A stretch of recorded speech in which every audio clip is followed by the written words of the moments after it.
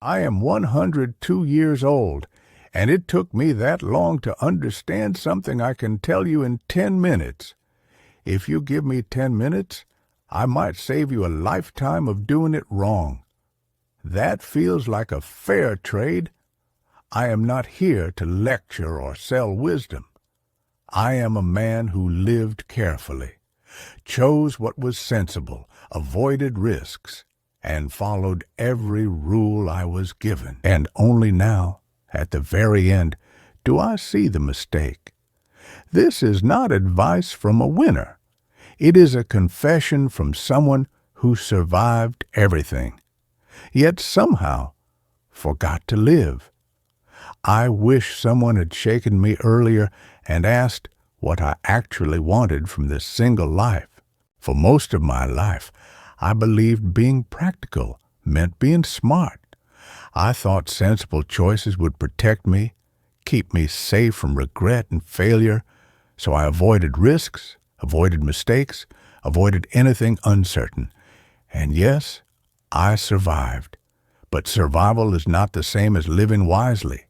Looking back, I see that safe decisions slowly drained the color from my life. Each sensible choice felt harmless on its own, yet together they built a quiet, empty existence. Safety didn't shield me from pain. It postponed it until there was no time left to fix anything. Being practical taught me how to function, not how to feel alive. If this realization resonates with you even a little, just leave a simple one in the comments so I know you're still here with me. That way of thinking didn't appear out of nowhere. I was taught it. I grew up in a strict Scandinavian household where restraint was a virtue and standing out was quietly discouraged. The phrase I heard most wasn't "be happy," but "that's not practical." Wanting bright colors was unnecessary. Staying up late to read was indulgent. Dreaming beyond what was expected was simply foolish. So I learned early how to shrink my desires. I trained myself to want only what felt safe, acceptable, and approved. Over time, I folded my bigger dreams neatly away, like old letters you don't throw out but never read again. I told myself I was being mature. In truth, I was being trained to fear wanting more. The quiet tragedy was not that I chose wrong options, but that I never chose at all. I never paused to ask myself what I wanted. I only asked what was sensible, what was expected, what would cause the least trouble. Each time, practicality answered for me, and I obeyed. That obedience stole years so gently I never noticed them leaving. When your heart beat faster, I told myself to calm it down. When curiosity pulled me forward, I stepped back. Now I know this. When you face a choice between safety and something that makes you feel alive, stop. Don't ask what you should do. Ask what you want. Before silence answers for you and closes the door you never opened. I can list the things I never did, and the list is longer than anything I accomplished. I never learned to swim. It wasn't practical. I never traveled far. It cost too much. I avoided bright clothes, music lessons, honest opinions, and asking for what I wanted. Fun always felt irresponsible, so I postponed it forever. For 102 years, I didn't do a single thing just because it might make me smile. The result is painful to admit. I don't know who I am. I know how to behave, how to comply, how to endure. But likes, desires, joy, I never let myself find out. If this sounds uncomfortably familiar, leave a simple 0 below, so I know you're listening today now. At 102, this realization hit hardest. I cannot describe myself without using practical labels. I was a provider, a worker, a responsible man. None of that tells you who I am. I existed, but I never truly lived. Duty kept me busy, rules kept me contained, and over time I lost the ability to feel happiness without guilt. Joy felt suspicious, like a mistake waiting to be corrected. Sitting quietly now, I see the cruel irony, living a very long life without ever meeting myself.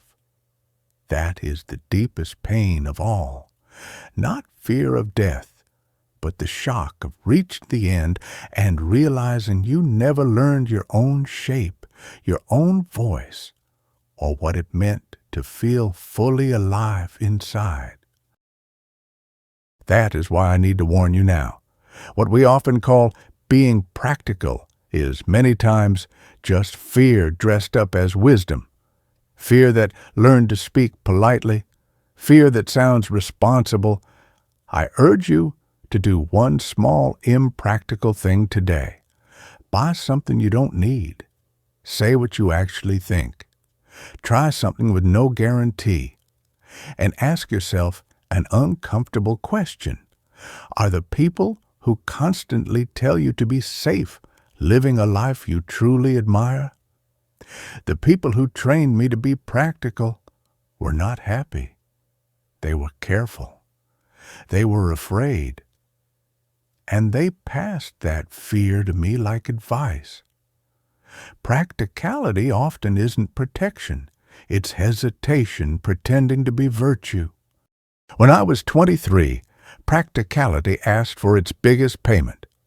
2 women stood before my future. One was Eleanor, steady, approved by my parents, predictable in the best way. The other was Margaret, wild with laughter, an artist who made ordinary days feel electric and uncertain. I chose Eleanor because she was safe. We built the correct life, a house, children, routines, respectability. From the outside, nothing was missing. Inside, something always was. We shared 51 years together, and this is the truth that still startles me.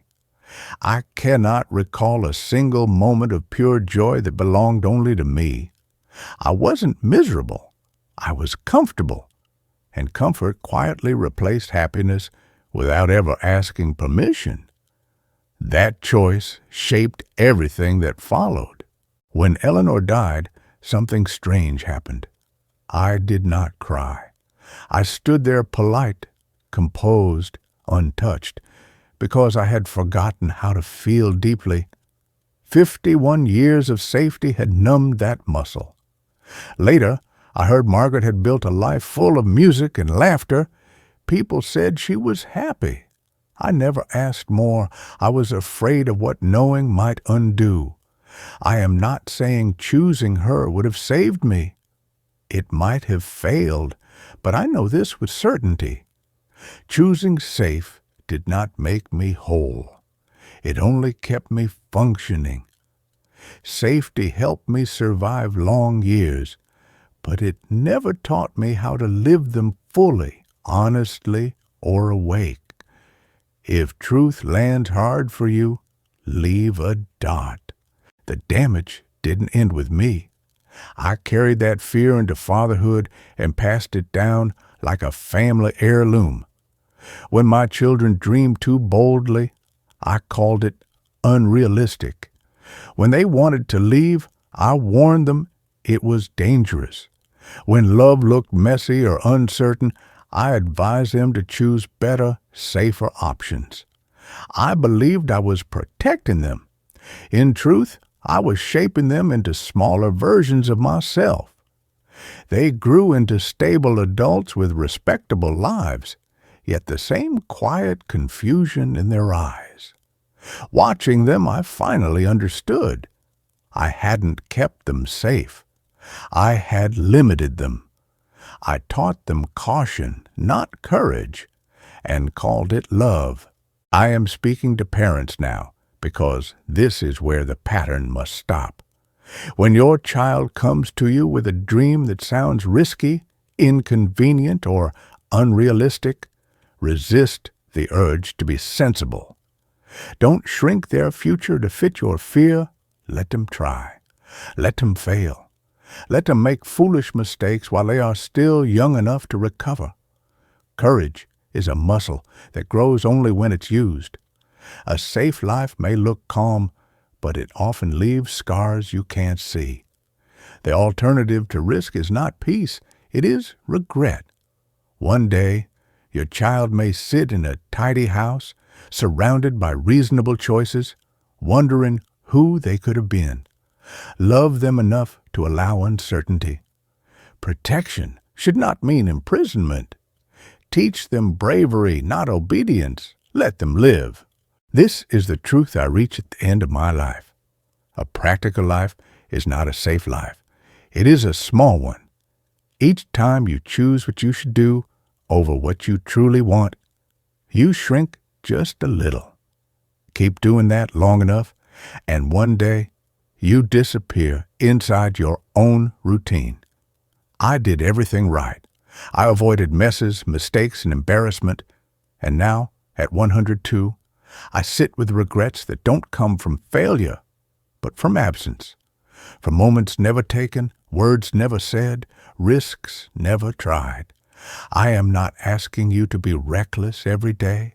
I am asking you not to vanish. Please, don't reach the end of your life realizing you were careful with everything except your own happiness. Don't live my life, live yours.